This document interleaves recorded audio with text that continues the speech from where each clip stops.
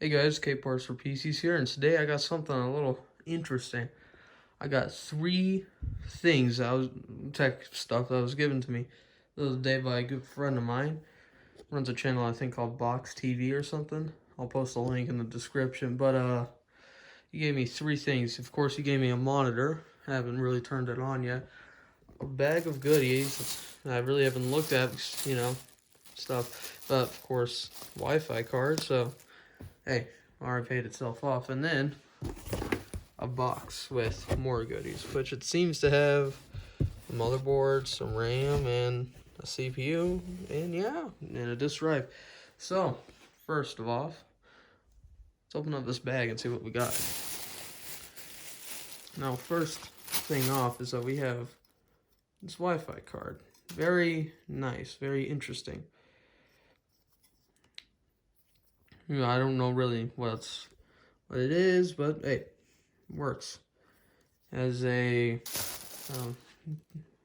StarTech.com chip for the actual Wi-Fi connectivity. Next up, we got a little. I'm guessing this is the CPU he was talking about. According to him, this is a Pentium D in here. Now, which one would which Pentium D, or even if it's a Pentium D, I don't know. But I got this stuff for free, so no complaining. Holy God. Windows ME upgrade. That is a tragedy. Then next up we have Windows XP Home Edition. Very, could say retro now. So we've had two OSs so far, and I've barely gotten into it. Of course, got random fan and a bunch of cables. We dump all this junk out and see what kind of cables I got.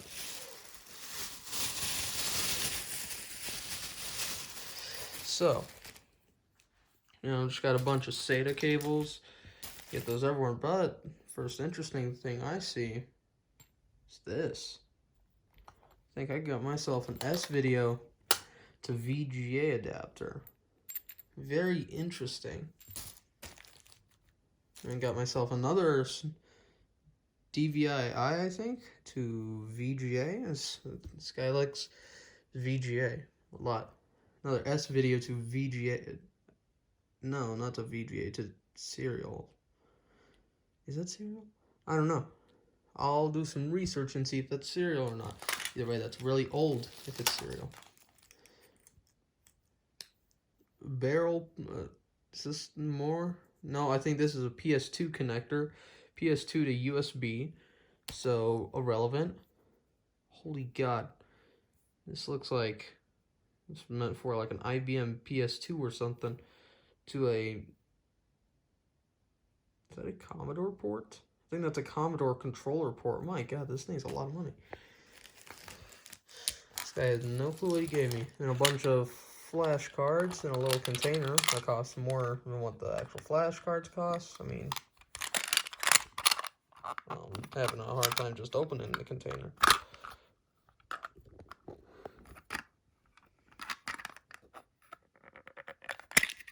Yeah.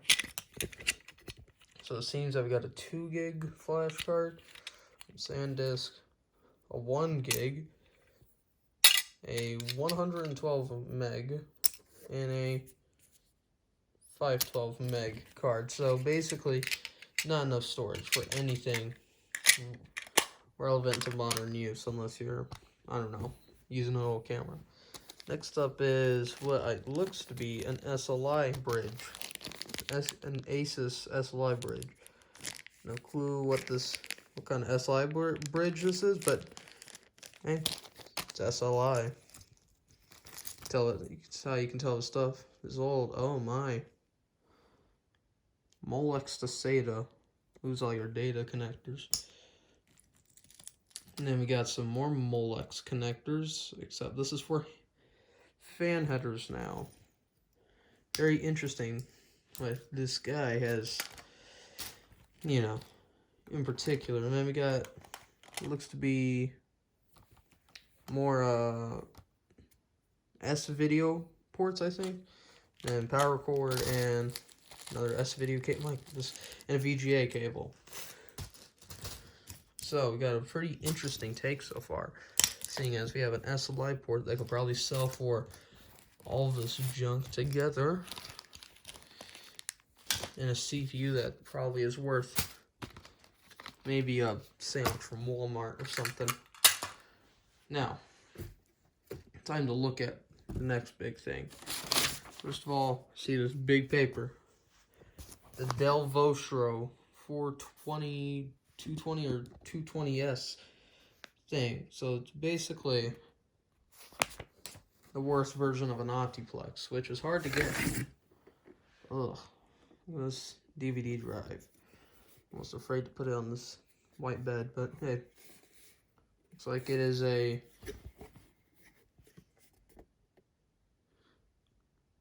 is just a random DVD drive that was made by practically anyone in the year 2010. Oh wait, no, it's Toshiba. See it right there, right below 2010. If we can get the camera to focus. Okay, next up is something that I would be scared to even let any computer components go near. A power supply. Now, I am guessing this is to the Dell Vostro. Let's prove this. Oh, yep. First off, we have the no-name company, Hypro. Never heard of them. We got max output of 305 watts on the 12-volt rail. And this is basically saying, do not stick your fingers inside of here. I'm surprised that this thing even made it past what would be quality control, because this looks like the same exact power supply they put in cheap Dell computers today. You know, the good stuff. Seems as if it has a limited expandability, with really only thing being SATA cables that are in high use. We got 1, 2, 3, 4. 4 SATA cables, my god. And then, of course, dinky little power. You know, it's a normal power supply. Boring. Sell it in a computer for like $5. Heatsink. Don't really know, but hey, what's better than the Alienware heatsinks they put on modern Alienwares? Looks the same. I'm guessing that is what goes to this baby. This is a motherboard, an LGA socket 775 motherboard. Now, I don't know what chipset. Probably H something something. Now, first off, we see it has a CPU and RAM already in there, which, I mean, if I was just perusing eBay or a local market, that'd sell for $20. But let's check what kind of RAM we have right here. So we have some not SODIMM, but low power DIMMs of 2 GB DDR2, 800 megahertz. Oof, that is a shame. Well, at least this is enough memory to be able to run Windows 10 at a somewhat respectable pace instead of just barely being able to choke onto it with one stick. No, just give me a second. Ooh, it was not a good sound. But, alright, it's back in. Next up, we have what seems to be a Core 2 Duo E7500. Pretty old processor by today's standards, and probably wasn't the best back then either. As we can tell, this was almost bound to be an Optiplex board by its eSATA USB, but maybe thank God it wasn't. But I don't know. Does seem to be a little lackluster in general either way. Now, what does catch my attention is this. There's 2 PCIe slots. So, you know, Wi-Fi card right there. Hey, maybe that's where this came from. I think I had it sitting right here. like that. Normal X16 GPU right here, but then we got 2 PCI lanes. Now, the only thing I can see this being used for is like FireWire adapters and stuff like that, which, I mean, a Dell Vostro user would not really need FireWire adapters. At least according to what this little booklet says. Now, our rear I/O is a bit minimalistic at best, even for the time. A VGA output, D sub, so it's like 10 maximum like 1440p or 2K at like 30 hertz. I don't remember. 2 PS2 ports, serial port, 4 USB ports, Ethernet, and the somewhat lackluster 3 audio ports, which is a shame. Now, I think that's all I can do for this, other than mentioning that it has an internal speaker built onto the board right there. Very interesting. And also it seems to have some normal USB connectors, finally. It's a good way to move away from the old ones where they would be the size of, like, I don't know, Molex connect, not a Molex, but, you know, something big. Next, drivers for the motherboard. So Dell drivers, nothing special. Oh, and whatever this is, I don't know what this is. Only works for Windows 7 though, so hey, I'm not using it. Got Windows 7, pre-installed Windows 7 Pro. Another OS, what is this? Windows XP, Service Pack 3. Oh, Office Basic 2007. For, I'm guessing, Windows 7. And then we have what seems to be the remnants of the front panel of this Dell Vostro, which is just a bunch of micro SD card readers and stuff like that that connects via whatever OEM cable that is, which I do not see on the board at all. Anyways, it is time to move on to the most pressing matter of all, the monitor. So next up is this AOC monitor. Now, of course, I haven't turned it on, and I don't really know what it is, you know, what its specs are, how big it is. I mean, I could just go get a tape measure, but I haven't, because I just haven't. But it does seem to be a bit, it's not too old. I mean, it says it has Windows 8 compatible, which I have no clue what that's supposed to mean. What is it, like the driver's good or something? I don't know. I mean, it's a monitor.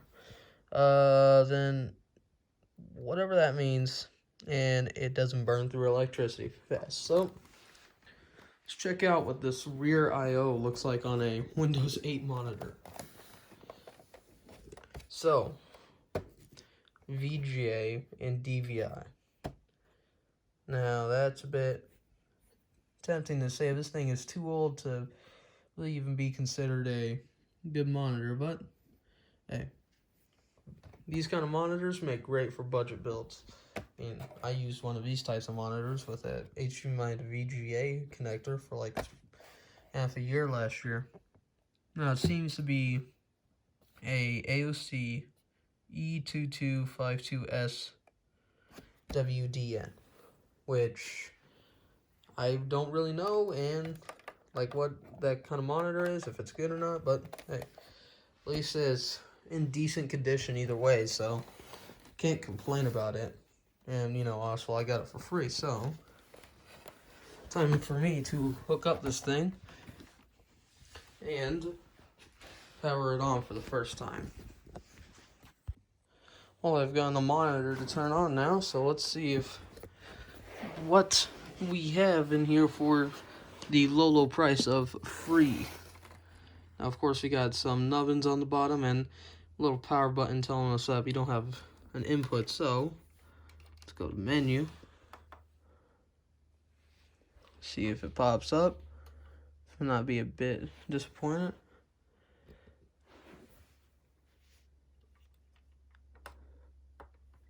Or if it turned itself off immediately, maybe it did that or something.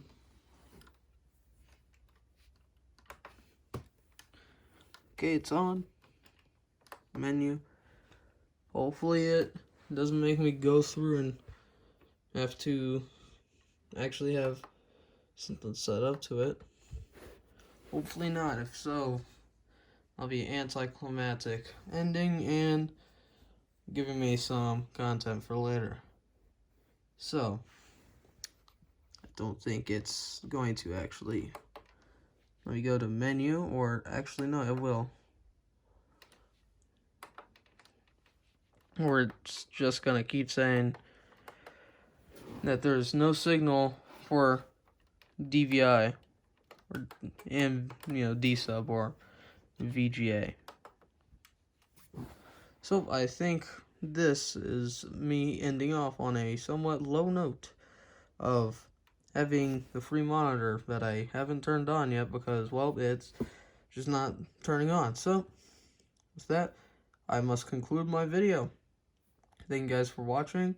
Make sure to like and subscribe, share, and go check out Box TV, the very, how should I put this? Very exquisite donator of this. Anyways, have a good day. It's Kparser PCs, signing out.